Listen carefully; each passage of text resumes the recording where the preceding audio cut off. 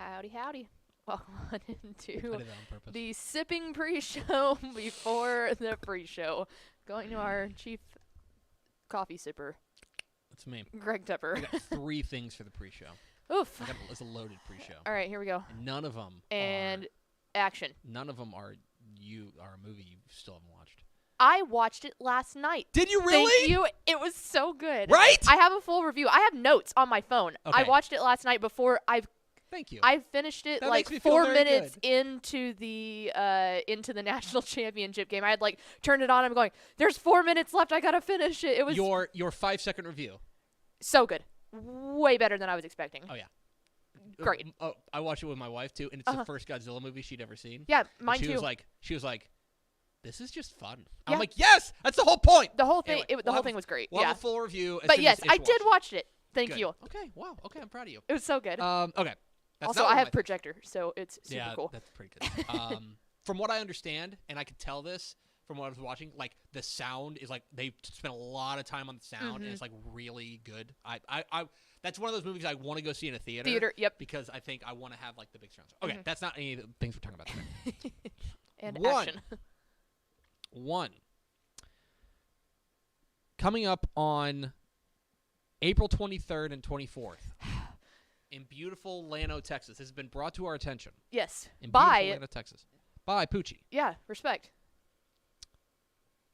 The Texas High School Barbecue State Championships in Llano, Texas on April 23rd and 24th. Do you think we need Dave Campbell's Texas football team coverage? Is my question Yes. to you, the audience. I know what you think. Mm-hmm. Do you, the audience, think we need team coverage of the wall-to-wall coverage of the 2021 Texas High School Barbecue State Championships in Llano? Yes. Let us know in the Would you read Consume that that coverage? content. Like, would you, if Would we you did it, would consume you do that it? content? That's question 1. And say yes. Question 2, or not question 2. Today, Statement and 2. I don't know if this is statewide. I just know it's at my wife's school. Mm-hmm.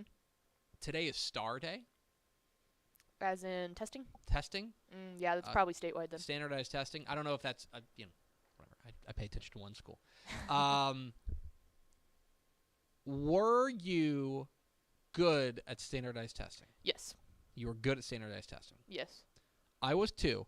I am a lot better at standardized testing than I am smart. Does that make sense? Do you know what I'm saying? Yeah. Like, for example, my wife is notably smarter than I am, and smaller, but notably smarter than I am. Both prove to be true. And that's not false humility. That's not, like, being self-deprecating. That's just a fact. She's just smarter than I am. And yet, if you were to compare our ACT and SAT scores, like, I blew her out of the water. Right. I was way better at that. Would you say that you have like a photographic memory? No, but I have the kind of my brain is wired that if you teach me how something works and what to look for, I will like hack it. Yeah. And I will find some sort of way that you're going to tell me the answer. Yeah. So like those analogies were never any problem. I know those analogies trip up a ton of people. Yeah. They just never trip me up. I was just like, I read a book that kind of taught you how to do them, and then once I was I was like, oh, these are easy. I can Yep. just See, mine was the photographic memory. You I just- can sit there and go through things and then just picture it. Okay, yeah. So anyway, good luck to everybody taking the STAR or the TAX or the TAS or the ITBS or whatever standardized testing. Okay, one other thing. I teased this a couple of weeks ago, but finally, this weekend, I wasn't just watching Godzilla vs. Kong. Although I did watch that. I really can't stress enough how much I watched it. I watched the heck out of it. I also finished my book. Oh, So, yeah. Welcome to Tepper's Book Review Corner. Real fast, is this the one that you asked if I would ever recommend a book Yes. halfway through it? Yes. Okay. I finished it. The Tepper's Book Review Corner. Do we have the prefabbed video intro? I you- must have left that one out. Sorry. That one's on Okay. me. Kind of. Okay. It's not. The book is called Strong Towns. It's by Charles Marone Jr. I think Chuck Marone is what it goes by. Strong Towns, a bottom-up revolution to rebuild American prosperity. Warning, this is a nerdy book. Okay? It is about city planning. Okay? Good I know. night. I know. Hold on. It's about city planning. but it's about how a lot of American cities are, like, they're built to fail. Like, a lot of our cities are right now, if you were to, like, call in all their debts, they would be insolvent. Okay. And a reason is, like, a lot of it comes down to, like, bad zoning. A lot of it comes down to, perfect way that they put it is, like, the town that I live in is it's a suburb. It's an American suburb. You guys know what that looks like. Everything was built finished. Everything was built finished at the same time. You know what I'm saying? Yeah. As a result, everything is going to need repair at the exact same time. Okay? Yeah. Roads last about 30 or 40 years. You're going to have to replace all of those roads at the same time. Pipes last about 40 years. You're going to have to replace all of those pipes at the same time. Like, the infrastructure that we have, and I know it's big infrastructure week in Washington, the infrastructure that we have is not sustainable. And a lot of it also comes down to the fact that we have built cities that you need a car to live in. Right. Like, we have abandoned the idea of a walkable city, largely. And especially in Texas. especially in Texas. And so what you see, and they kind of take you through this and explain to you, all right, here's how these things go, is that, like, people wanted to move out of the city, so they built a ring of suburbs. And then when those started to wear down, they built another ring of suburbs. And you can visualize that immediately in the city you live in. Yeah. And what happens is that those cities on the inner ring, like, the tax base moves out, and so suddenly they don't have enough money to rebuild their infrastructure, so it falls further into decay and stuff like that. It is a fascinating book, and the one thing that really grabbed me by the collar and was like, listen to this, is, like, when you think of, like, city blight in cities, you think of, like, cities that are failing, like cities that are in bankruptcy. You think of Detroit. Okay, Detroit is, like, the avatar for a failing city. Right. Fair enough. If you go and look back at, like, the early part of the 20th century, Detroit was popping. Detroit was, like, the place to be. You wanted to be there. Because it was new and everything. They make the argument in this book that Detroit's not an outlier. Detroit's just ahead of us.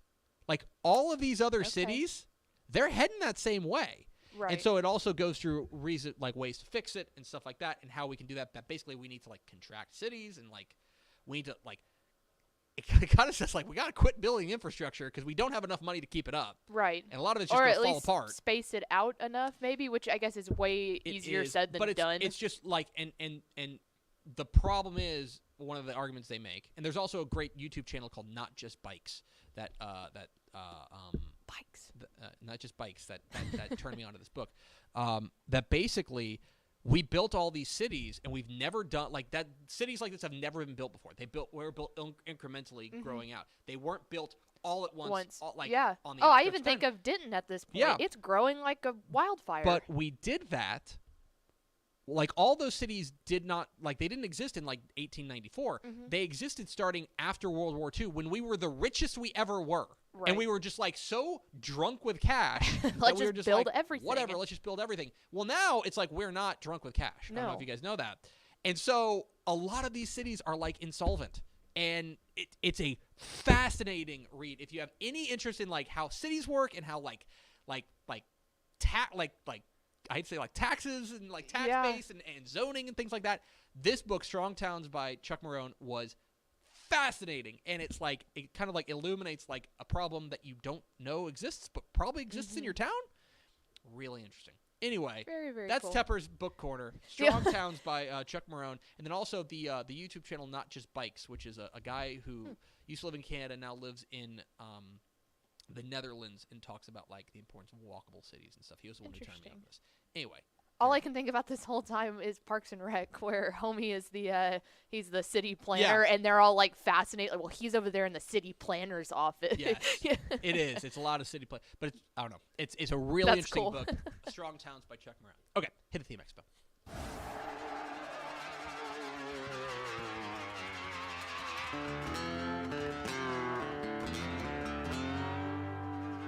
Let's go! Free money!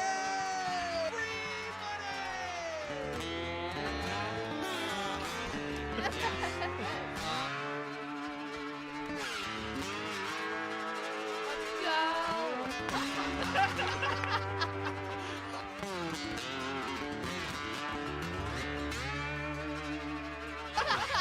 How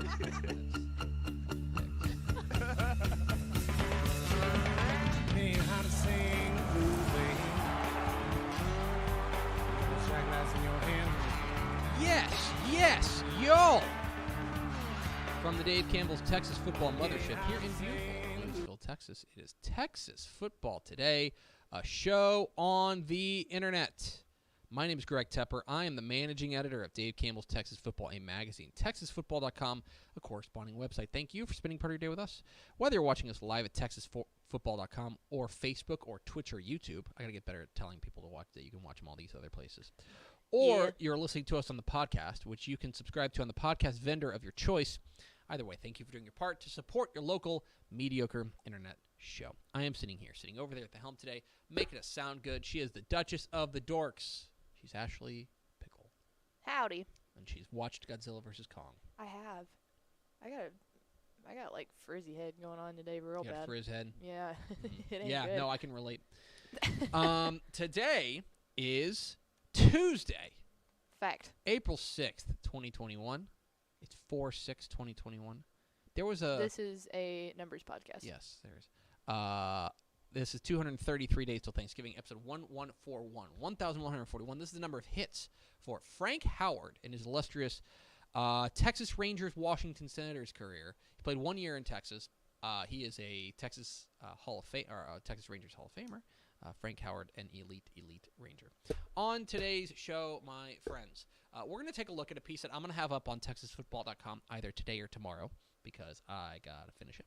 But talking about how first-year coaches in Texas high school football fared in 2020. I think that we have some questions about, was it more difficult for coaches to I to feel like coach? you could assume pretty easily Yeah. that it was, but I am interested to see if numbers are like, no, you're just a dummy. So we'll dive into those numbers coming up here in just a moment. In the back half of the show, it's Hot Take Tuesday with apparently we have a change in schedule. It will be Ashley Pickle with a hot take. Yeah, it was, we can peel back the curtain there. It was supposed to be Shahan. Shahan was out having the time of his life in Indianapolis last night. Well, I don't know if he was having, I'm assuming because the Baylor Bears won. So, I told him I would let him. It might have sucked. Yeah, you can only assume. I bet it didn't, but you know. But yeah, I told him he could enjoy the game and I'd take over his hot take. So Yeah. I got one queued up and ready to go. All right. Do we have first four through the door? We sure do. It was Daniel Agnew, Rob Hadaway, Miss Terry Adams, and Ryan Smiga. Oh. Welcome in, fellas and Miss Lady Fella. Miss Terry, I liked her Instagram photo this morning. Oh, very cool. There's a little peek behind my social media curtain. Flicks. Anyway. All right. I'm going to have a piece up on TexasFootball.com about how first-year Texas high school football coaches fared in 2020. And we've talked with a lot of coaches about the struggles of coaching in 2020. And I think one thing that we thought was just kind of, I don't want to say a given, but one thing that I think we thought was an assumption was, boy, this is not the year to be making a coaching change. Yeah. This is not the year. You want to have stability. You want to have guys who are like they're used to the voice in the room, things like that, right? And I think that kind of bears out when you take a look at, like, say the state championship games, right? That you look at we did not have for the first time in a minute. We did not have like a first-year coach take a team to a state championship game. It was all guys who have been there before. Yes. Okay. And I think that kind of in our mind checks out. That goes, oh yeah, you do not want to be taking over, when in a time when you can't get together with your guys, when you can't have a normal offseason. I think that was what was so remarkable and why we went to talk with Dawoski Davis yesterday of Liberty ILO, that here's a guy who took over in June and still was able to improve his team by 6 wins. And in fact, if you take a look at the numbers, the teams that were the most improved, it's kind of hard to a quick preface. Normally, what I would say is who had the most number of wins increase this year versus last year. But with the pandemic and with a lot of games being canceled and shortened seasons and things like that, that's not necessarily a real apples-to-apples comparison. So instead, we're going to kind of take a look at both winning percentage and number of wins increased, right? Because we want to have that kind of balance, right? Because there were teams that only played 5 games, right? There were only teams that, like, for example, there was a team, for example, I believe it was El Paso Chapin. Mm-hmm. El Paso Chapin, had a nice year and increased, they had a better year, but part of it is that they won the same number of games, they just played fewer games, right? That's one thing to keep an eye on. So I wanted to look at this. And on the whole, overall, last year, there were 161 UIL 11-man coaching changes. 161. Okay. Now, that is below average, mm-hmm. and I think that's not. There's probably a reason for that. That is below average, especially for a realignment year. Yes. Realignment tends to light a fire under coaches mm-hmm. to move, and there tends to be a little bit more of movement in realignment years. And if you remember, last year was a realignment year. Mm-hmm. 161 coaching changes is not necessarily that's below average, mm-hmm. especially for a realignment year. On the whole, the winning percentage for these teams did drop, but less than you think. They dropped by a grand total of 0.04 in the winning percentage. So pretty minuscule. So if you had a 5, if every team was 529 in 2020, mm-hmm. then these teams finished with an average winning percentage of 460. Okay. So now that's averaging. There were teams that mm-hmm. were much, much better, mm-hmm. right? We mentioned Dowaski Davis at Liberty Ilo. They won 6 more games than they did the year before. Right? Lovejoy mm-hmm. under first-year coach Chris Ross won 6 more games than they did the year before. Yeah, Lovejoy popped off. Yeah. Bay City under new coach Robert Jones. Callisburg under new coach Eddie Gill. Little River Academy under new coach Chris Lancaster. Sunray under new coach Wes Boatman. Tenaha under new coach Jeremy Jenkins. And Franklin under new coach Mark Fannin all won 5 more games mm-hmm. than they did the year before, right? So on balance, there were teams that were able to kind of overcome that. Right. Furthermore, there were other teams like, and here's a perfect example of a team that maybe you got to take it with a grain of salt. San Antonio Highlands. Mm-hmm. Chris Castillo took over a team that was 1-9 the year before, mm-hmm. and they went 4-2. Okay, they went 4-2. They were, from a winning percentage perspective, the biggest riser this year in 2021. Right. But they only played 6 games. But they only won 3 more games than they did the year right. before. So there's that. I would say that, again, you guys like Robert Jones, who took over an 0-9 Bay City team and took them to a 5-5 year, that's pretty remarkable, right? So overall, one thing as I was diving into these numbers that I thought was interesting is our preconceived notion of, boy, you just don't want to take over a program. You just don't want to be having to hit the reset button mm-hmm. as right now. I think that's a little bit overblown. I think we probably overcooked that mm-hmm. a little bit. That it was okay. I don't think it was necessarily preferable. It wasn't ideally what they would want. Ideal, but I do think that overall, coaches did see a first-year dip, mm-hmm. but not necessarily this huge fall off a cliff thing where, oh my gosh, like it was massive. I would bet, and I would need to dig into the numbers, and I want to do this on a yearly basis and compare and contrast. Mm-hmm. I would bet that next year we see similar numbers. Yeah. I think that overall, on balance, in a normal year, first-year coaches tend to struggle. Mm-hmm. Tend to maybe you take a step back. Mm-hmm. There are some situations where, like, for example, there are other situations where it's like, I'll take an example of a Mount Enterprise. Okay, Mount Enterprise, mm-hmm. Coach Gabe North took over for Jeremy Jenkins and went to Tenaha. He took over a team that was 10-2. Mm-hmm. Okay, now they had a disappointing year. Right? I don't Yep. think there's really getting away from that. That Mount Enterprise had a disappointing year, going 1-9. But the bar was also set so high, mm-hmm. there was kind of nowhere to go. Right. Do you know what I mean? Yeah, and the one that always comes to my mind is Trey Brooks taking over at Rockwall. Obviously took over, he was the offensive coordinator, took over for Rodney Webb. But when I had talked to him once this season when I covered a game, and what he told me and this was his first ever head coaching job, so that kind of adds another layer to it. But what he had told me is he's like, I never dreamt of my introductory, school board meeting being over Zoom. And he was like, we got our neighbors to take pictures of us, of my family, to prove like, hey, we actually did this. But he also said he was almost a little bit grateful for it, because you go into this situation as a first-time head coach and have no, he goes, it opened my mind that there are other ways to do things, that you can learn to live and adapt. And if I can make it through this first year, hopefully after that I'll be good. Well, and there are also coaches here who they saw their teams take a step back in their first year that I don't worry about, because I know they're good coaches. Okay? Let's put it this way. New Caney.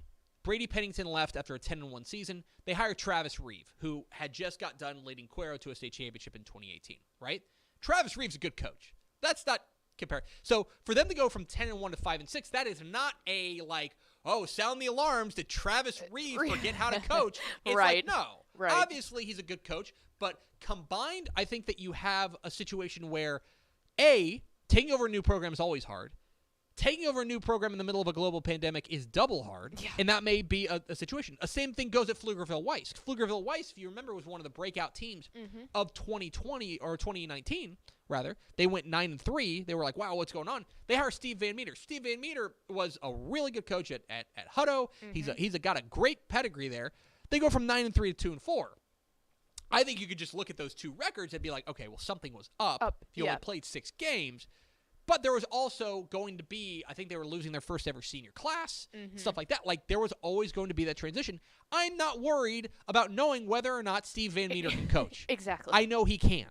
So that's another thing kind of to keep in mind here. So overall, I was a little bit surprised at how well the first-year coaches did. Yep. I assumed that I was going to dig into this, and it was going to be there were 6 coaches out of the 161 who, their teams got better, and every other team got worse. Right. But instead, on average, they did take a small step back, but it was only a small step back. And it's funny, too, because this is way inside baseball, but it would be interesting to look at those teams, too, and go back to our original theory of teams that already had a pretty established offense or defense, especially on the defensive side of the ball, did better in 2020 because, or teams that ran more, it'd be interested to look at that too. Right. Absolutely. And so I want to carry this over, and I want to do this again in 2021 and see how the first year coaches fare.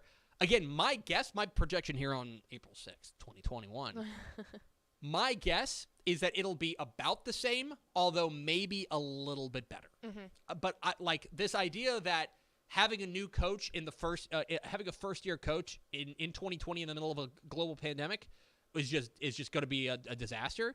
That just wasn't true. Yeah. It just didn't bear out that way, which I found was particularly interesting. One other thing real fast, just to be able to compare. Step said we've already had 155 coaching changes this offseason. It's April 6th. And generally speaking, we'll probably have about... and April starts to slow down. Step can correct me. We'll probably have 2 more weeks of coaching changes that are still kind of cooking along. Kind of step bumps. Then they're going to really fade away. So, in a non-realignment season year, we've already had almost as many 11-man UIL coaching changes that we did in all of 2020. That, I think, is pretty telling. So, anyway, I'm going to have this piece up on TexasFootball.com about how first-year coaches did in 2020. We are at Texas Football Today. We're here every weekday at noon on TexasFootball.com, talking football in the Lone Star State. You can follow us on Twitter at DCTF, like us on Facebook, Facebook.com/Dave Campbells. Follow us on Instagram, Instagram.com/Dave Campbells, and, of course, see us at TexasFootball.com. TexasFootball.com is where you can find complete coverage of high school football, college football, and recruiting all across the Lone Star State. Hey, are you a Texan? I am. Are you somebody who, you are somebody who's like, yeah, I'm a Texan. I'm proud to be a Texan. Are you proud to be a Texan? Yeehaw. Yeah, I'm proud to be a Texan, too. And that's why I subscribe to Dave Campbell's Texas Football. It's proof of my Texanness becoming a Dave Campbell's Texas Football Insider, subscribing to the Bible of Texas football. You can become a Dave Campbell's Texas Football Insider, texasfootball.com/subscribe. for the low price, less than a dime a day. Yeah. Look at that. Less than a dime a day for a year's worth of exclusive online content, plus the 2021 summer edition of Dave Campbell's Texas Football, the 62nd annual edition of the Bible of Texas Football, mailed to you before it hits newsstands. If you go to texasfootball.com/subscribe, prove your Texanness. Become a card-carrying Texan at texasfootball.com/subscribe. Yesterday, Pickle, you were complaining that it was really cold in here. Right? Yeah, it's warmed up today. You feel like it's getting a little hot? Because it kind of feels like it's getting hot in here.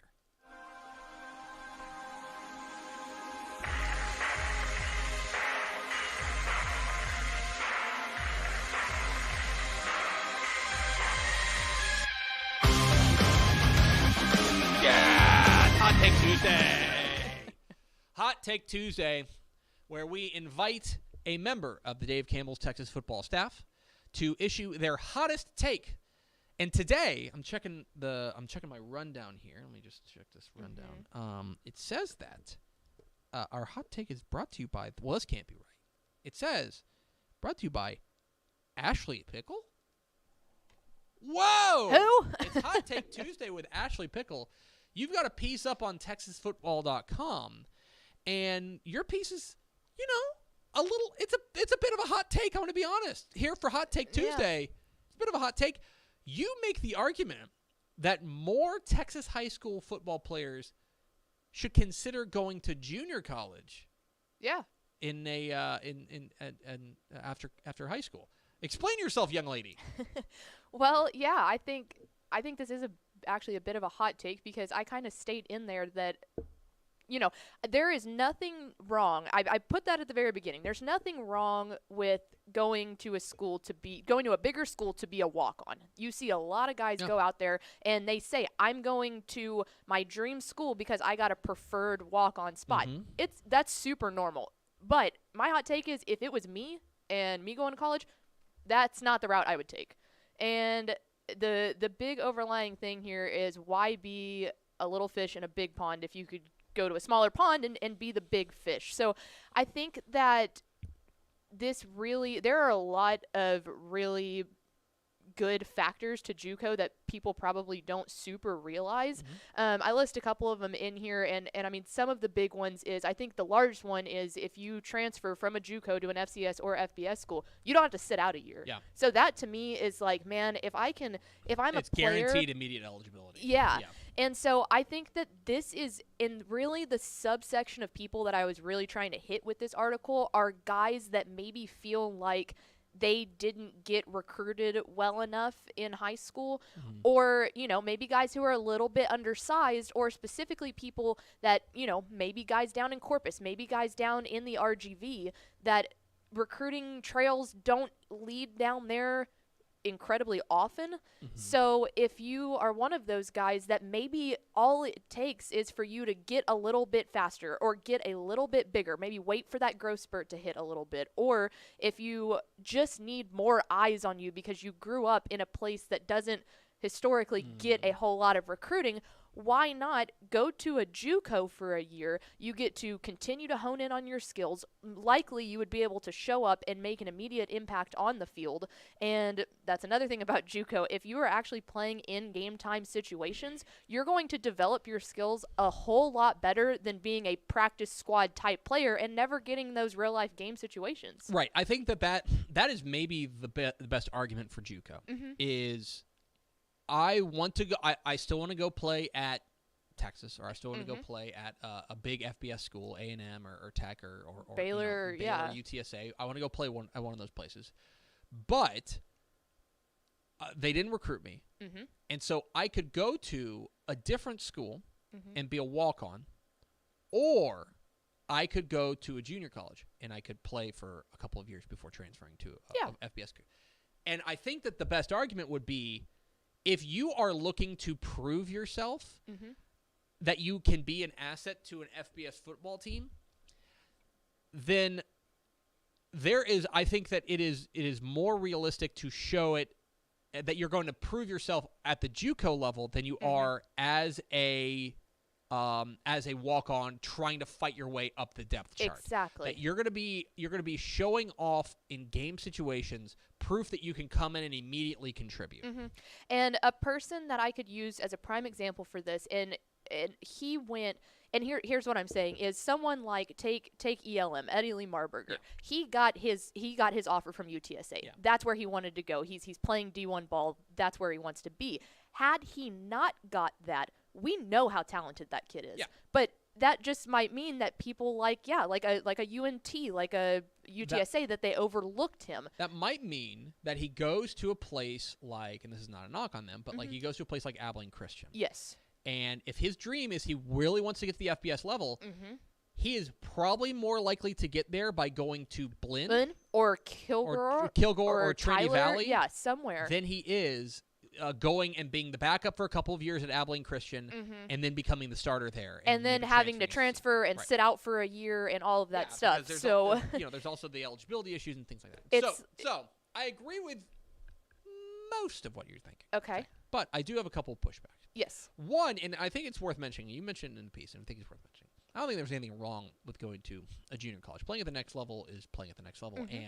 And you talk with Matt Stepp, who went to Trinity Valley, he'll tell you that, like, when you watch a junior college, sometimes there are some players who they end up at a junior college because there's an academic issue. Right. They end up disciplinary issue.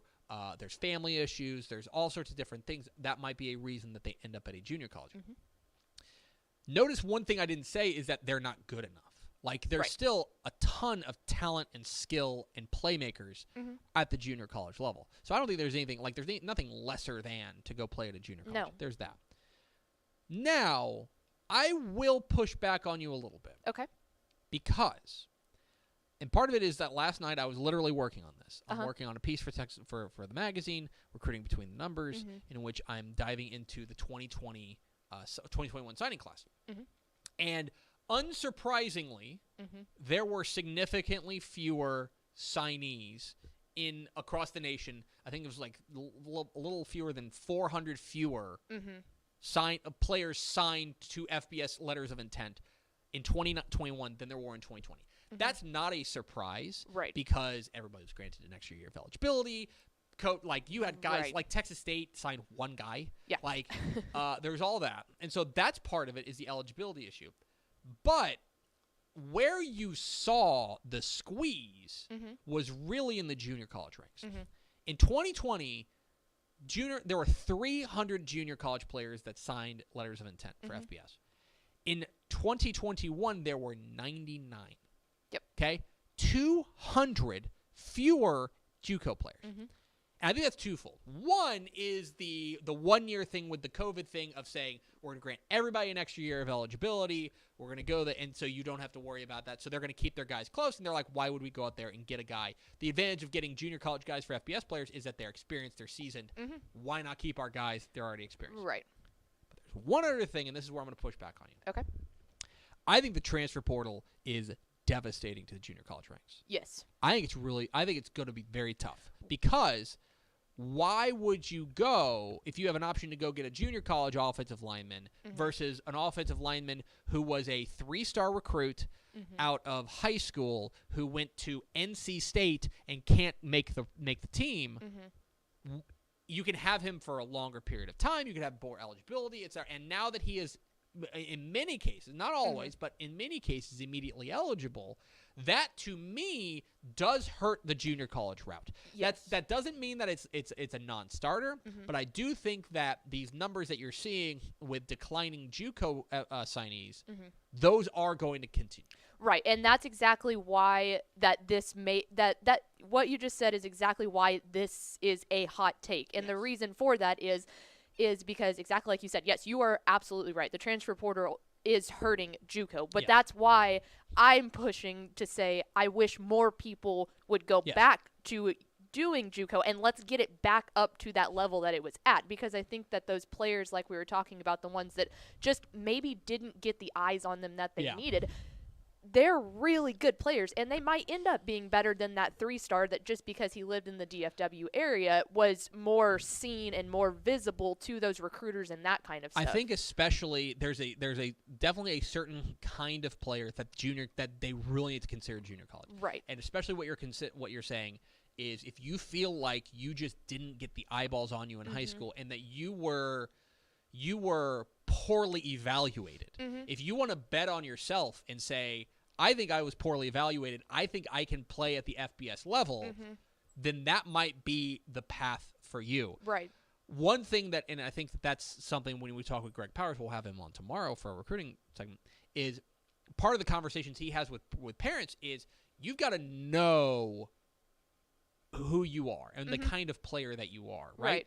There are other players that if you get an offer from Abilene Christian, you should go. Yes. You should take it because you are probably not, I'm not trying to be mean, you're probably not an FBS player. Right. And even if you go to the junior college route, you're probably not going to get picked up there. If you have an opportunity to go and play at the FCS level, at the Division II level, heck, at Mary Hardin Baylor at the Division III level, you should go and do that. But if you are a player and you're like, you know what, I'm going to bet on myself, I think that I'm an FBS player, then you may be better served saying, you know what, I'm going to go to Kilgore for a couple of years, and I'm going to prove myself, and then I'm going to sign with whoever. And I really, really feel that way for guys, too, that are just undersized, because we see that so often in the Texas high school football ranks of this guy has unbelievable speed, or he's got unbelievable power when he runs, and he's almost there, but how about this? How about maybe Kedrick Cobbs out of Denton Geyer last year? Yeah. It was like he was a talent that we're going, why is no one recruiting him? And you look and it's like, man, he's just a little bit undersized. So go there, put in the effort to put on the weight, to do all that. And you know what? If then you end up transferring, you end up going to a UTSA or, even an FCS level team, then okay. But you can say that you used those 2 years. And the one other thing that I would be really remiss if I didn't bring up, and I did put this in an article, is the other thing about JUCO that is so great is the fact that scholarship money should be, how did I put that? Scholarship money should be considered sweet music to anyone's ears. Yep. You can go to these JUCOs and you can get some scholarship money out of them. If you go be a walk-on, that's the part of being the walk-on. You don't have a scholarship. Right. So, in my mind, especially if you're going to go from a college perspective, if you're going to go knock out some basic courses, go play football, go get paid to do it, knock out the basic courses, and then transfer. So, that's another off-the-field type of thing, but big bonus. Look, and I'm not going to get into this, but, for example, I don't know about you, but, when I was in high school and stuff like that, I went and I did some courses at junior college, at community college, and junior colleges, because I wanted to go and knock out some of the prerequisites so that when you get to college, maybe you're not put on a full scholarship. It's not here nor there. That's not here. But point is, you're right. I think that for a certain player, they do need to give junior college a hard look and say, is that the path I want to go down? It's not going to be for everybody. Right. But I think that you're right. I think that there are fewer players who are looking at it than should be. I think, there is a bigger picture of being able to almost take your pride out of it a little bit and see the grander scale of things rather than just hear, oh, you're going to play JUCO ball, It's Hot Take Tuesday. The piece on TexasFootball.com from our own Ashley Pickle. More Texas high school football players should consider JUCO. Good take. Thank you. Good take, Pickle. Thanks. Good take. And now we go back to Ashley Pickle. More Pickle. That's what the people want. For America's second favorite segment, it's Final Thoughts. So real fast again, Rob Hadaway asked if you could show the name of the book because a lot of people are interested in really your book. Good book. Okay, here it goes. It's called Strong Towns by Chuck Marone. Marohn. Charles L. Marone. Marohn. Strong Towns. A bottom-up revolution to rebuild American prosperity. I loved this book. It was, and I'm not a guy who's super into city planning, but I thought this book was fascinating and will make you when you're driving around towns, you're going to be thinking ooh boy, what's this? It makes you think in a way that you didn't necessarily. So it's Chuck Marone, Marohn, and then the YouTube channel is Not Just Bikes. That's where I found out about this book before. So make sure you go check that out. I just read through the comments about the hot take, and there's one thing that I didn't even think about that Matthew McSpadden brought up. JUCO would be a really good route for 6-man players. Absolutely. That want to learn how to do like Ben Crockett. Or yeah, you want to talk about guys who may in fact be FBS players, but just flat out don't get enough looks. Yeah. Like they just don't get enough looks. Part of it is because I've had long rants about how I think Texas 6-man football is unfairly othered. But yeah, that's a perfect example. Yeah, I didn't even think about that. 6-man players, especially prove that you can play the 11-man game. And then when you blow up and prove to everybody, then it's like, oh, well, then you're going to be, then that's when Louisiana Tech's going to come calling. And exactly. Saying, you can play for us. Yes. Yeah. I think that's. Sorry, I had to shout that one out. That was a great point that I didn't even think about to put in my article. Point, especially from the 6-man perspective. Yeah. So there we go. That's going to do it for us. Thanks for spending a little bit of your day with us. Follow us on Twitter at DCTF. Like us on Facebook, facebook.com/Dave Campbell's. Follow us on Instagram, instagram.com/Dave Campbell's. And, of course, see us at texasfootball.com. For Ashley Pickle, I'm Greg Tepper. Vince Young, please meet your Player of the Year trophy. We'll see you tomorrow. Texas football today.